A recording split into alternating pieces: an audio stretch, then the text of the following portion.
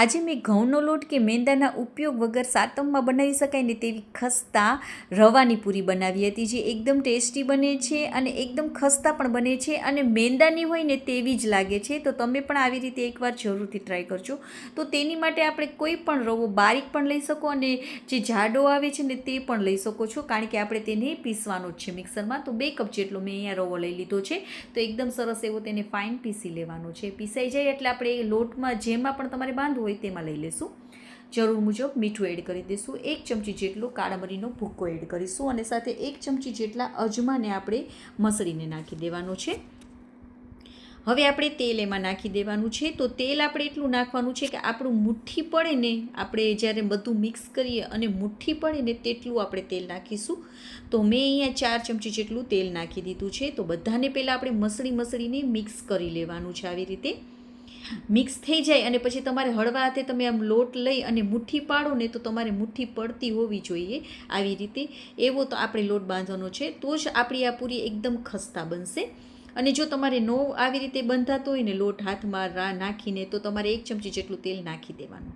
હવે આપણે થોડું થોડું પાણી નાખતા જવાનું છે અને તેનો આપણે થોડો એવો, આપણે જે ફરસી પૂરીનો લોટ બાંધીએ ને તેના કરતાં થોડો એવો ઢીલો રાખીશું, કારણ કે આપણે રવો છે તો રવોને આપણે થોડી વાર રાખશું ને તો રવો આપણો ફૂલતો હોય છે અને કઠણ થઈ જતો હોય છે માટે. અને જો તમે કઠણ જ બાંધી લેશો ને તો વધારે પડતો કઠણ થઈ જશે, માટે આપણે થોડો એવો ઢીલો લોટ રાખીશું આને. તો આપણો લોટ બંધાઈ ગયો છે. તો થોડી વાર માટે ઢાંકીને 10થી 15 મિનિટ માટે તેને રાખી દેવાનો છે. તો મેં અહીંયા 15 મિનિટ માટે તેને રાખી દીધો હતો. હવે એકવાર આપણે મસળી લેશું. જો થોડો કઠણ લોટ તમારો ઓટોમેટિકલી થઈ જશે. તો હવે નાના નાના લુવા આપણે પહેલાં તેના કરી લેવાના છે અને ગોયણા પણ કરી લેશું સાથે, એટલે જ ફટાફટ તમારે પૂરી થઈ જશે. અને હવે બાજુમાં તેલને પણ ગરમ કરવા મૂકી દેવાનું છે. અને બહુ પતલી પણ નહીં અને બહુ જાડી પણ નહીં તેવી આપણે પૂરી વણવાની છે. બહુ વધારે પડતી જાડી કરશો તો તમારી પૂરી પોચી થઈ જશે રહેતા રહેતા, અને બહુ પતલી કરશો તો ખાવાની મજા નહીં આવે. તો આપણે જેટલી થોડી 6 થી 7 જેટલી પહેલાં આપણે પૂરીને કરી લેવાની છે આવી રીતે. અને સાથે મેં આવી રીતે કાણા પાડી લીધા છે. તો મેં ચાકા વડે કાણા આવી રીતે પાડી લેવાના, જેથી કરીને આપણે છે ને જ્યારે તળીએ ને ત્યારે આપણી પૂરી ફૂલે નહીં. તો થોડી પૂરી મેં કરી લીધી છે. તો હવે આપણે તેલ ગરમ થઈ જાય ને એટલે ગેસની ફ્લેમને મીડિયમ કરી અને પૂરીને તમારી જેટલી તવીમાં સમાય ને તેટલી નાખી દેવાની છે. અને આ હળવા હાથે આપણે આવી રીતે પ્રેસ કરવાનું, જેથી કરીને આપણી પૂરી ફૂલે નહીં બધી. ફેરવતા જવાનું, ગેસની ફ્લેમને મીડિયમ રાખીને જ આપણે આ પૂરીને તળીશું.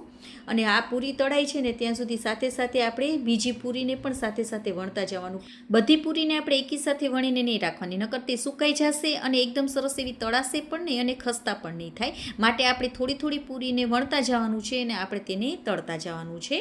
જ્યારે તમે તળો ત્યારે ગેસની ફ્લેમને તમારે મીડિયમથી ફૂલ રાખીને આપણે આ બધી પૂરીને તળી લેવાની છે. તો જો ગોલ્ડન કલર થાય ને ત્યાં સુધી આપણે તેને તળી લેવાની. બધાને તો એમ જ લાગશે કે તમે આ મેંદાના લોટની બનાવેલી છે તેવી સરસ લાગે છે. એકદમ ખસ્તા ક્રિસ્પી બનીને તૈયાર થઈ જાય છે. તો બધી પૂરી થઈ જાય ને એટલે હવે તે ઠંડી થઈ જાય ને પછી તમારે એરટાઇટ કન્ટેનરમાં ભરીને રાખી દેવાની છે. તેને પણ આપણે ઠંડી કરવાની છે, પણ પંખા નીચે ના રાખતા. પંખા નીચે જો ઠંડી કરવા મૂકશો ને તો હવાઈ જશે, માટે તમારે એમને જ ઠંડી કરી લેવાની. તો આવી જ નવી નવી રેસીપીઓ સાથે ફરી મળીશું. ત્યાં સુધી બાય બાય. જય માતાજી.